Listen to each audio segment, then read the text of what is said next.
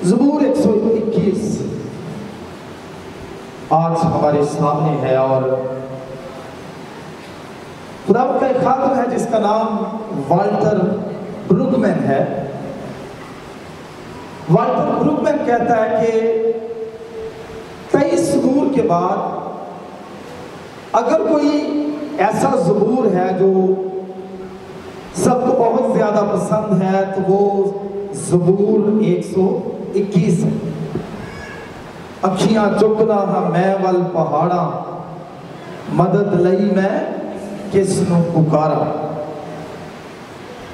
ये बहुत ही खूबसूरत ज़बूर है।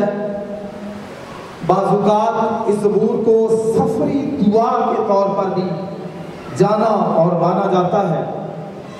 जब कोई सफर में जाता है तो हम क्या दुआ देते हैं, खुदावंद तेरी आमदोरफ्त में अब से हमेशा तक तेरी हिफाजत करे। ये ज़बूर 8 आयात पर मुश्तमिल है।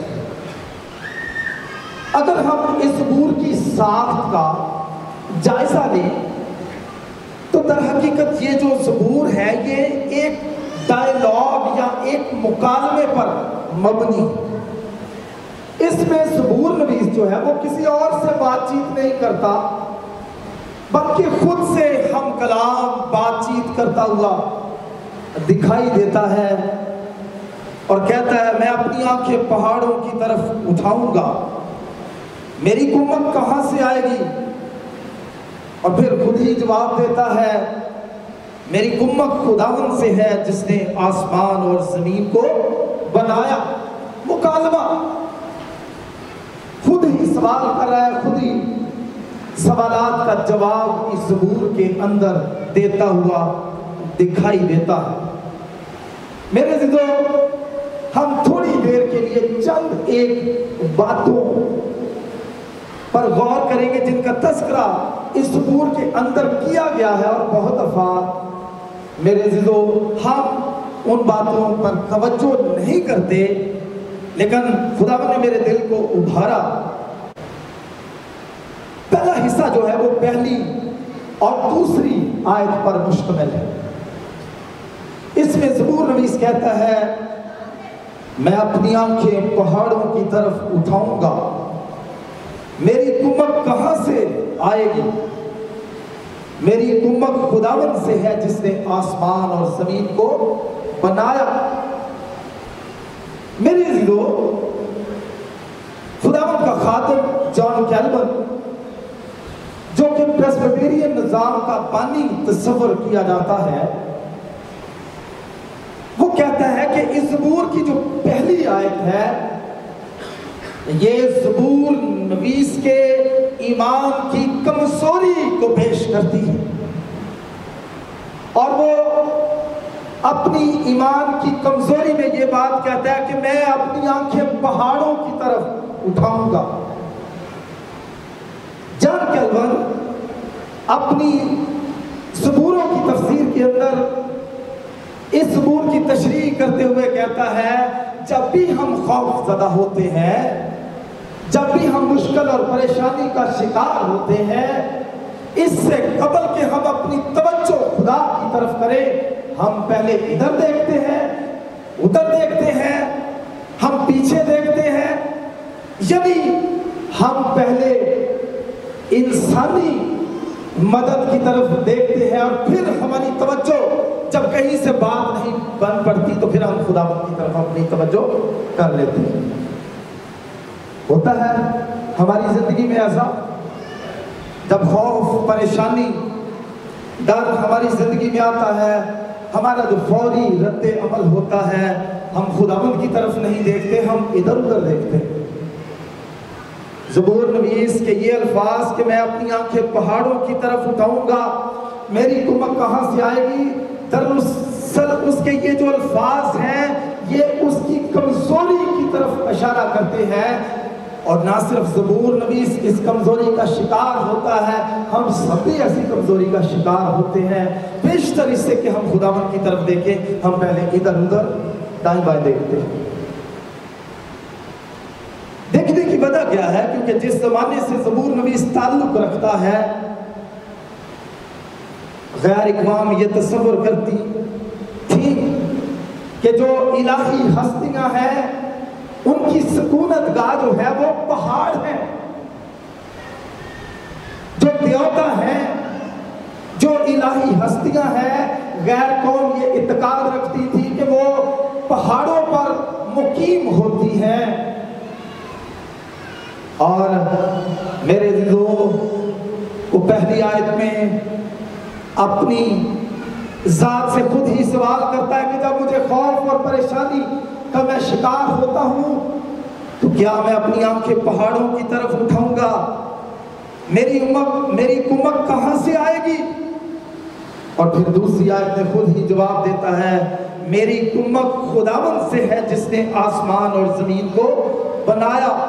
बहुत सारे खुदा के खादम ये भी कहते हैं कि दरअसल इस ज़बूर की जो पहली आयत है इसको पूरा पढ़ा जाना चाहिए, और ये एक पूरा सवाल है कि क्या मैं अपनी आंखें पहाड़ों की तरफ उठाऊंगा?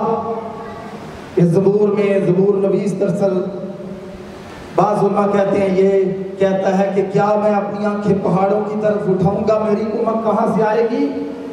एक ये भी ख्याल है कि गोया ज़बूर नवीस ये कह रहा है कि क्या जिस तरह गैर कौमें पहाड़ों की तरफ मुश्किलात और परेशानियों में देखती हैं, क्या मैं भी पहाड़ों की तरफ देखूंगा? और खुदा के खादिम कहते हैं, वो कहते हैं नहीं, गैर कौमें पहाड़ों की तरफ देखती हैं तो वो देखती रहे, क्योंकि इस ज़बूर में क्या लिखा है, मैं अपनी आंखें पहाड़ों की तरफ उठाऊंगा। इसको ऐसे पढ़ा जाना चाहिए, क्या मैं अपनी आंखें पहाड़ों की तरफ उठाऊंगा, मेरी कुमत कहां से आएगी? और वो खुद ही जवाब देता है, यानी मैं अपनी आंखें पहाड़ों की तरफ हरगिज़ नहीं उठाऊंगा,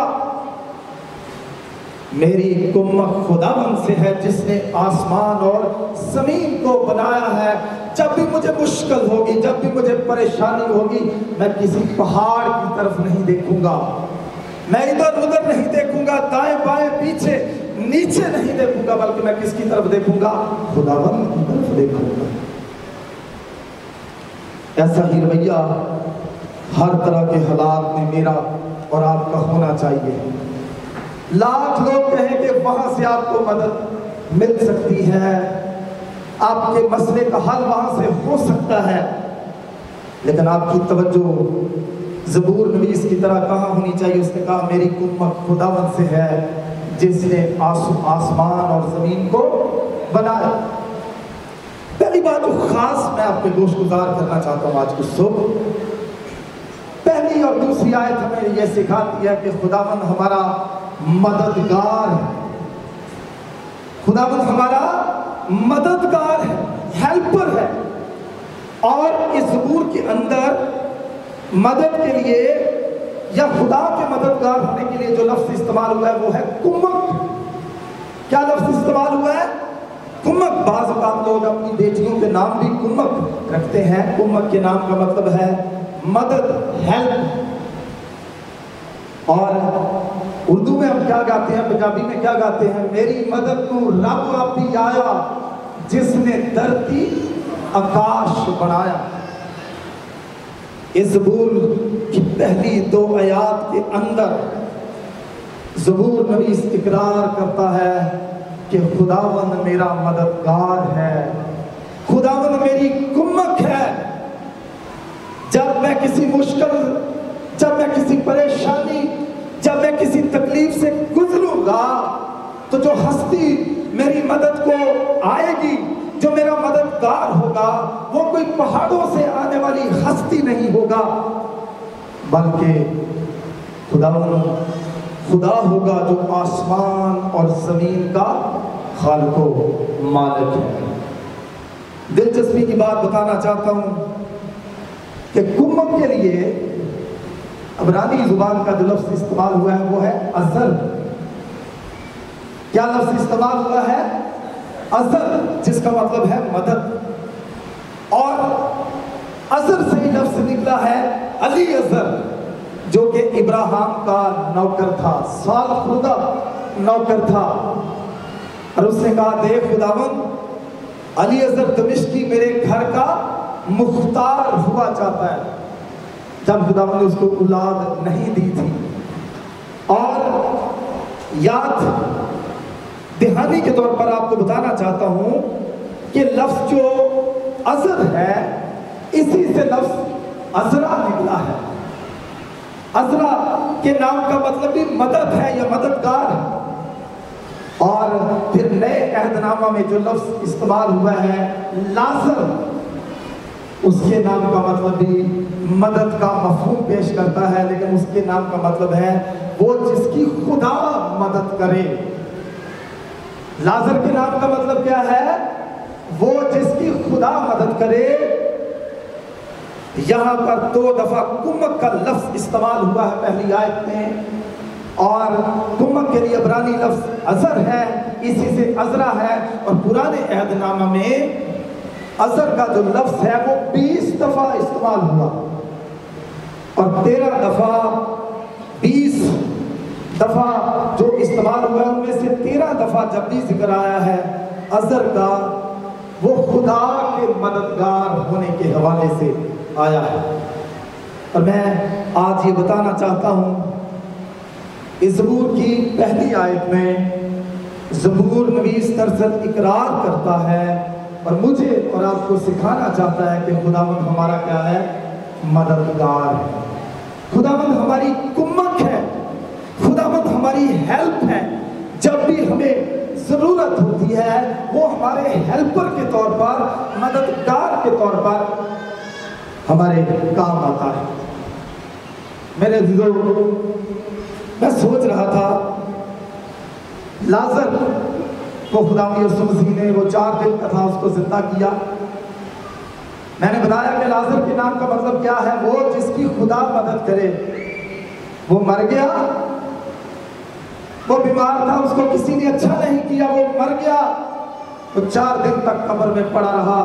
और खुदावंद यीशु मसीह आया और उसको मुर्दों में से जिंदा किया, और उसके नाम का मतलब पूरा हुआ, वो जिसकी खुदा मदद करे। लेकिन लाजमी नहीं है कि हर दफा मदद उस तरह हो जिस तरह हम चाहते हैं, क्योंकि लूका के अंजीली बयान के 16वें बाब में एक ऐसा शख्स है जो कि अमीर आदमी था, जो हर रोज महीन कतानी कपड़े पहनता था, जियाफत करता था, लेकिन उसके दरवाजे पर एक गरीब लाजर नामी आदमी भी डाला गया था। सारी जिंदगी उसकी किसी ने मदद ना की। उसके नाम का मतलब क्या है? जिसकी खुदा मदद करे। सारी जिंदगी गुर्बत में रहा, उसके जख्मों के नासूर कुत्ते चाटते थे, उसकी दुनिया में किसी ने मदद ना की। लेकिन चूंकि उसके नाम का मतलब क्या था कि वो जिसकी खुदा मदद करे, जब मर गया फरिश्तों ने लजाकर उसे कहां पर डाल दिया? बाप इब्राहिम की गोद में डाल दिया। ये ज़बूर हमें सिखाता है मेरी कुम्मक कहां से आएगी? मेरी कुम्मक खुदावंद से है। खुदावंद हमारा मददगार है, खुदावंद हमारा अज़र है, खुदावंद हमारा अज़रा है। और ये ईमान, ये भरोसा, ये यकीन हमें जब खुदा के साथ रखते हैं, कभी हमें इस ईमान से गाफिल नहीं होना कि खुदा अपने लोगों का मददगार होता है। और इस ज़बूर की पहली और दूसरी आयत में ज़बूर नवीस यही इकरार करता है, मेरी कुम्मक कहाँ से आएगी? और वो जवाब देता है, मेरी कुम्मक खुदावंद से है। खुदावंद हमारा मददगार है। इस बात से हमारा भरोसा और यकीन जो है वो कभी ख़त्म नहीं होना चाहिए। और मैं ये भी बताना चाहता हूँ, बहुत दफ़ा खुदा का मदद करने का एक अपना तरीका है। खुदावंद मददगार है, खुदावंद हमारी कुम्मक है, वो ज़रूर हमारी मदद करता है, लेकिन उसके मदद करने के अपने ही अजीब तरीके हैं। जब एलिया अखिया बादशाह के डर से करियत के नाले में जाकर छुप गया, तो खुदावंद उसकी कैसे मदद करता था। सुबह को भी कौवे रोटी और गोश्त लेकर उसके पास आते थे और शाम को भी कौवे उसके लिए रोटी और गोश्त लेकर आते थे। ये है खुदा के मददगार होने का तरीका। उसके काम करने के अपने तरीके हैं। जो लोग उससे प्यार करते हैं, जो लोग उसकी खिदमत करते हैं, जो लोग यीशु से मोहब्बत करते हैं, खुदावंद जरूर उनका मददगार होता है, खुदावंद जरूर उनकी हेल्प करता है। और यही बात ज़बूर नवीस इस ज़बूर के अंदर कहता है, मेरी कुम्मत कहाँ से आएगी, मेरी कुम्मत खुदावंद से है। आज जो ख्याल मैं आपके सामने पहला रखना चाह रहा हूँ कि खुदावंद हमारा मददगार है। साधु सुंदर सिंह स्वामी कहता है कि तिब्बत के इलाके में वो मुनादी कर रहा था और हाथ में वक्त ने मुनादी करने की वजह से उसे एक खुश्क कुएं में फेंक दिया।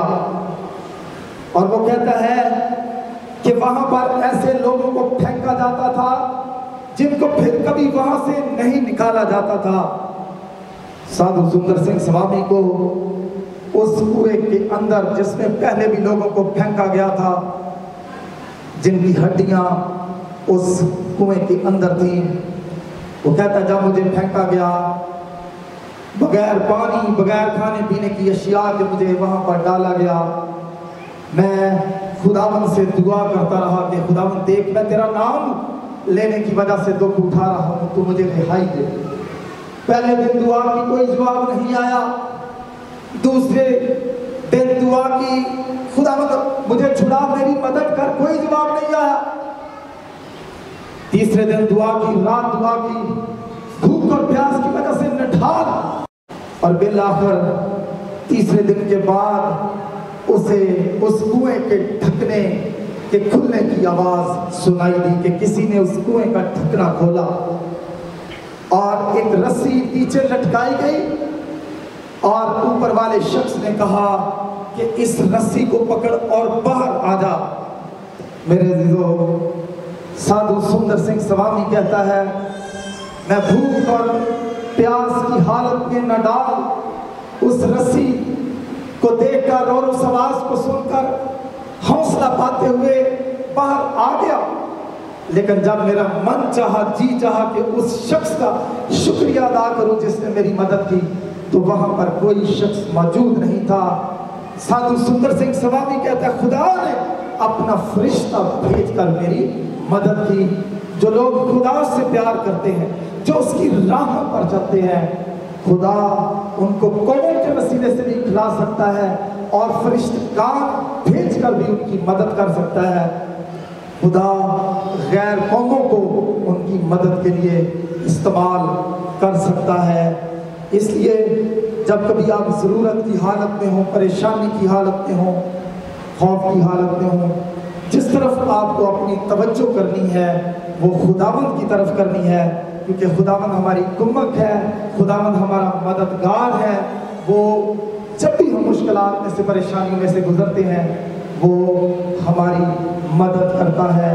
लेकिन मैंने ये कहा है कि खुदा का मदद करने का अपना तरीका है और खुदा की मदद करने का अपना वक्त है। किसी की वो इस दुनिया में लाजर की तरह जिंदा करके मदद करता है और किसी को मरने के बाद गरीब लाजर की तरह बाप इब्राहिम की गोद में पहुंचाकर मदद करता है। ये खुदा के अपने तरीके हैं। लेकिन इससे कम से कम एक हकीकत अय्या है कि खुदावंद वाकया ही अपने लोगों का क्या है, मददगार है। दूसरी बात, जब हम दूसरी आयत को पढ़ते हैं, खासतौर पर तीसरी आयत को पढ़ते हैं, तो कलाम में लिखा, वो तेरे पांव को फिसलने ना देगा। खुदावंद तेरा मुहाफिज ऊँघने का नहीं। देख, इस्राएल का मुहाफिज ना ऊँघेगा ना सोएगा। दूसरी बात जो हम इस सबूर से सीख सकते हैं कि खुदावंद ना सिर्फ मददगार है, खुदावंद संभालने वाला है। क्या लिखा है? वो तेरे पांव को फिसलने ना देगा। फिसलने के लिए इब्रानी जुबान का जो लफ्ज इस्तेमाल हुआ है, मौत है, मौत। और इसका मतलब है, एक इसका मतलब है स्लाइडिंग भी हो सकता है, जिसका मतलब है फिसलना। हमारे बच्चे पार्क्स में खेलते हैं, स्लाइडिंग के जरिए से वो ऊपर से नीचे आते हैं, हमें इस बात का पता है। स्लाइडिंग का एक मतलब है फॉलिंग, गिरना भी है इसका एक मतलब, और इसका एक मतलब है स्टैगरिंग, और इसका एक मतलब है ट्रेम्बलिंग भी है इसका मतलब। मेरे दिलो खुदावन का बंदा ज़बूर नवीस इस ज़बूर के अंदर कहता है वो तेरे पाँव को फिसलने ना देगा। याद रखें, एक बात को समझ लें, ये कभी नहीं होता कि खुदा के लोग फिसलते नहीं हैं।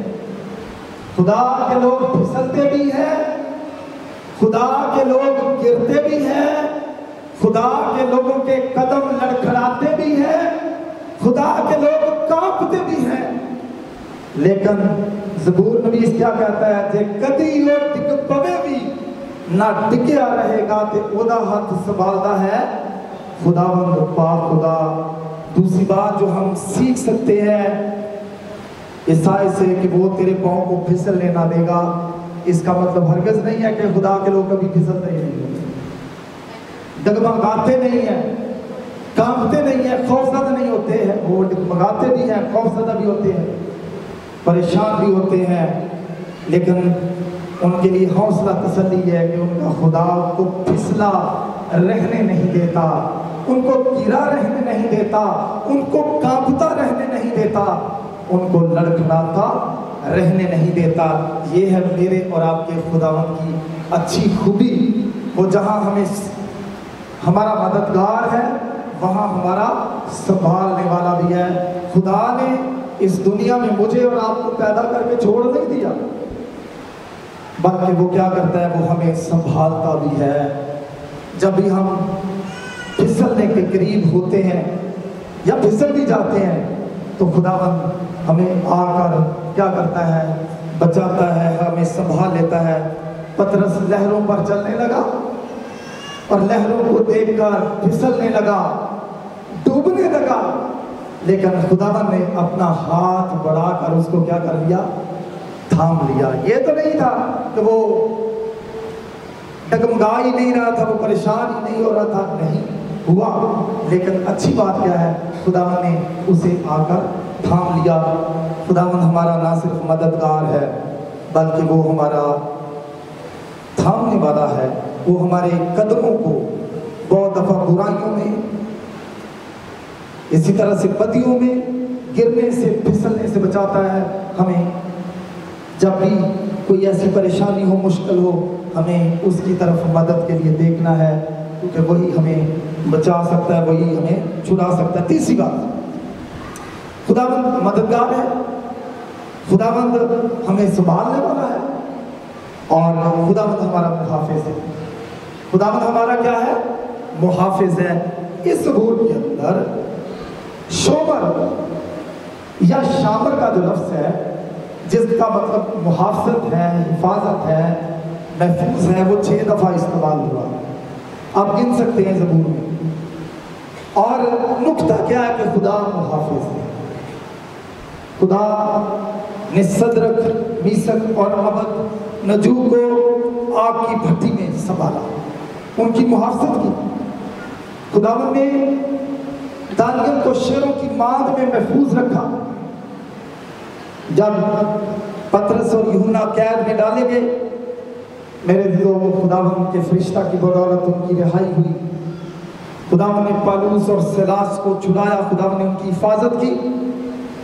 खुदावन आज भी जो उस पर भरोसा रखते हैं, ईमान रखते हैं, खुदावन उनका मुहाफिज होता है, उनका निगहबान होता है।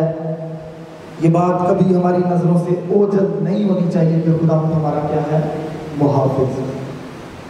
हम हर रोज़ अपने काम पे निकलते हैं, दिहाड़ी पे जाते हैं, प्राइवेट काम करते हैं या पक्की नौकरी पे जाते हैं।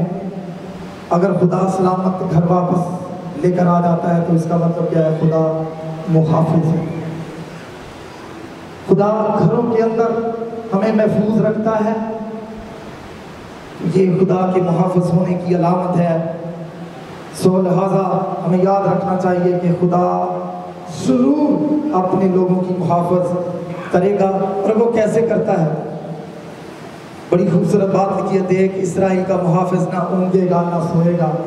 गैर कौमों का ये अकीदा था कि उनके देवता जो है वो कभी कभी सो भी जाते हैं, कभी कभी सो भी जाते हैं, लेकिन ज़बूर नवीस का ईमान भरोसा के खुदा मुहाफिज है यहाँ तक है। वो कहता है लोगों के गोया देवता तो शायद सो जाते हो, हमारा खुदावन तो ना ऊँघता है ना सोता है। कभी कभार हम सोए नहीं होते, बैठे बैठे ऊँघ रहे होते हैं। लोग चर्च में भी बात सो जाते हैं, ऊँघना शुरू कर जाते हैं। शुगर पेशेंट्स के साथ अक्सर ये मसला होता है। लेकिन दरअसल इस ज़बूर में खुदावन के मुहाफ़िज़ होने की बेहतरीन मिसाल जो ज़बूर नवीस पेश करता है, देख इसराइल का मुहाफ़िज़ ना ऊँघेगा ना सोएगा। जब वो जिस्म की हालत में इस ज़मीन पर आया, कश्ती में वो थक कर सो गया, लेकिन अब तेरा राखा न कदी ऊँघ लावे, तेरे रब नू नींदर भी ना। उसकी आंखें सारी ज़मीन की सैर करती हैं ताकि जो उससे मोहब्बत रखते हैं वो उनको कभी दिखाए। खुदा मेरा और आपका मुहाफिज है।